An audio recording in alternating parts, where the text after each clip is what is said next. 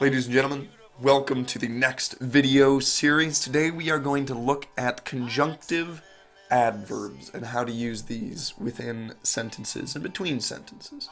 So first we're going to take a quick trip down memory lane. We're going to look at compound sentences. We know simple sentences. And when we want to combine simple sentences into compound sentences, we need the following things. We need two simple sentences, first of all. These two simple sentences have to have some sort of relationship. Their ideas of each simple sentence must connect to each other. And lastly, we need some sort of connection. We've learned comma and conjunctions. We've learned semicolons. And then last time we learned about colons, which are like your grandparents talking. One person is saying something, and the other grandparent is always kind of clarifying. So it's that same pattern, simple sentence, colon, simple sentence, except the difference is the second simple sentence explains or gives an example of the first. I really like to eat bacon. It is so fatty and delicious. That second simple sentence gives an example or explains why he likes to eat bacon. So that's the review. That's what we've learned. Oh, and we also learned about bunions. That's really exciting. So, looking at the conjunctive adverb. First off, you've seen conjunctive adverbs before. Here is a list of conjunctive adverbs. You may want to jot this down. This list is not complete. There are other conjunctive adverbs out there, but these are among the more common conjunctive adverbs. And what do conjunctive adverbs do? They connect to independent clauses. Well, what is an independent clause? Well, an independent clause is another term. It's the grammatically correct term for a simple sentence. It's a group of words that can stand on its own as a sentence. It doesn't need anything else. It's an independent clause. And also conjunctive adverbs, in addition to connecting independent clauses, they show the relationship that they have. Is it a cause-effect relationship? Is it a sequence, a contrast, a comparison, etc.?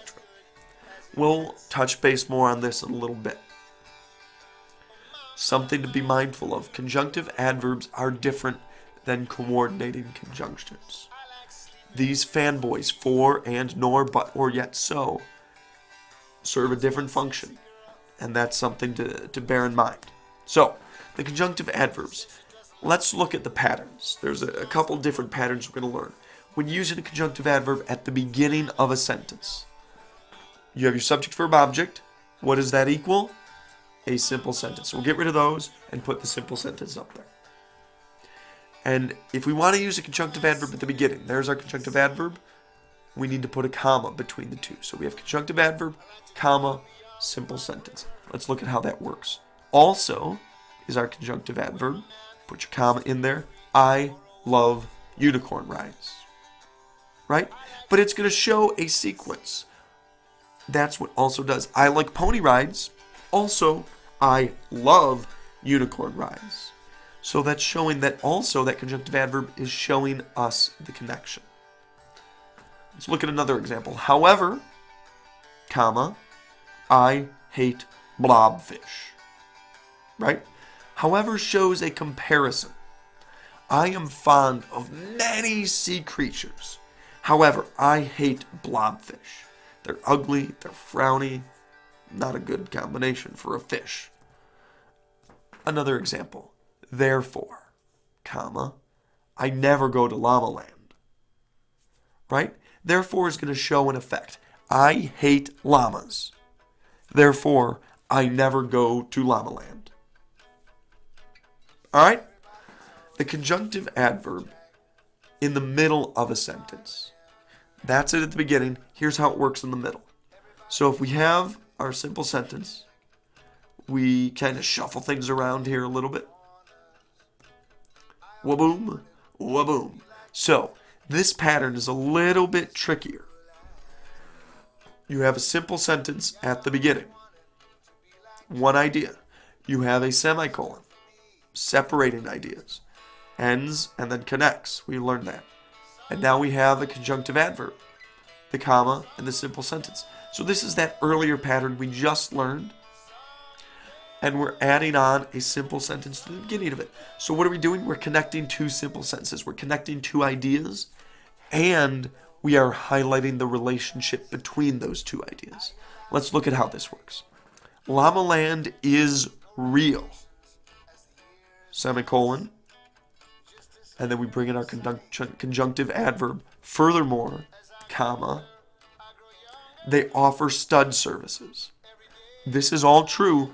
You could look this up on the internet. And this, ladies and gentlemen, is Llama Prince Charles. And he is available should you need his services. Another example of combining two simple sentences. I like alpacas. Boom, simple sentence. Easy peasy. Semicolon, conjunctive adverb. Furthermore, their hair is soft. Alpacas are where it's at. And I'm telling you a little example of why I like alpacas. Another example here. I was assigned lots of homework today.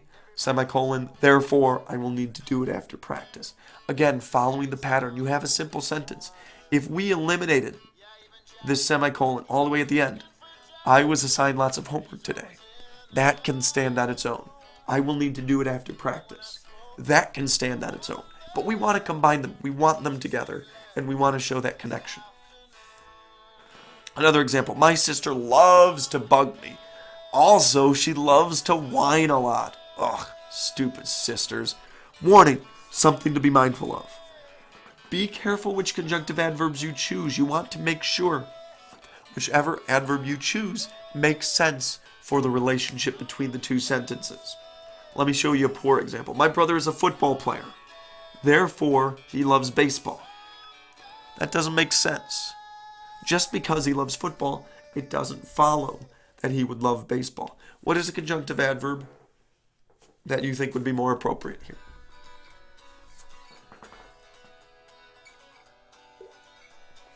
Also, that one could work. Lots of other examples could work as well. So, when should I use a conjunctive adverb? Use them when a semicolon on its own is not enough. You want the reader to know the specific relationship between the two sentences. Juniors are the best students in the whole school. Furthermore, they are very polite. The writer in this instance wants to make sure that there is way more to juniors being just the best students. Their politeness is also a part of it. And that's something to look at. This specific type of relationship is important. I am an alpaca enthusiast. Therefore, I collect plush alpaca pirates, like this one. The relationship between being an alpaca enthusiast and collecting plush alpaca pirates is clearly cause and effect. Why do we know this? Because there's a conjunctive adverb helping highlight that cause-effect relationship. If that therefore wasn't there and it just read, I am an alpaca enthusiast, I collect plush alpaca pirates, that connection isn't as strong. We don't necessarily know if I'm collecting the plush alpaca pirates because I like alpacas, or because I like plush things, or because I like pirates. Therefore highlights that connection even more. Makes it a little more clear. Another example, alpacas are far friendlier than llamas. Moreover, their coats make finer rugs. This example, the writer wants to make it very clear that why alpacas are better. And the writer elaborates on this argument using a conjunctive adverb. Moreover, they're friendlier and their coats are softer and make finer rugs. So let's check our knowledge. The sentences here all have an error or multiple errors. Take a moment, see if you can't figure out what they are. I love to eat ketchup a lot. Furthermore, I love it with French fries and lima beans.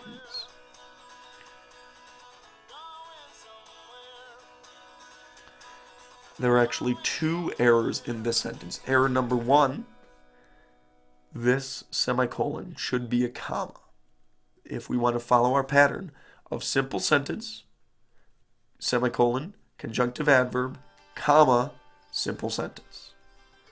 And then error number two, this comma should not exist. Because when you have a comma and a conjunction like this, there needs to be a simple sentence. Lima beans, although delicious, is not a simple sentence. Let's look at sentence number 2. Ricky ate a personal pan pizza. Significantly, he really wanted a Chipotle burrito. Here, we're missing a comma. We don't have that pattern. Conjunctive adverb, comma. Simple sentence. Let's go number 3. The two dinosaurs agreed on who to eat, therefore they high-fived at the brilliance of their decision.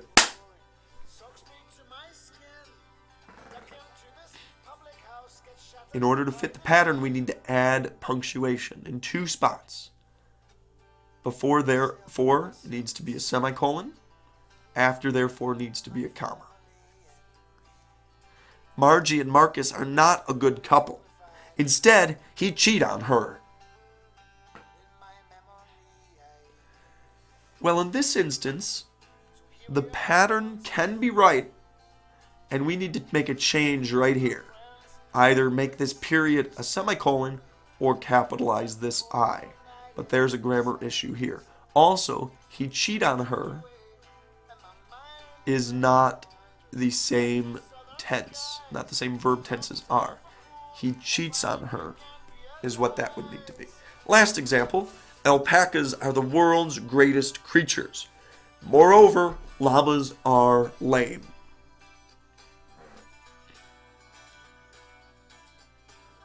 This one's a little bit of a trick question.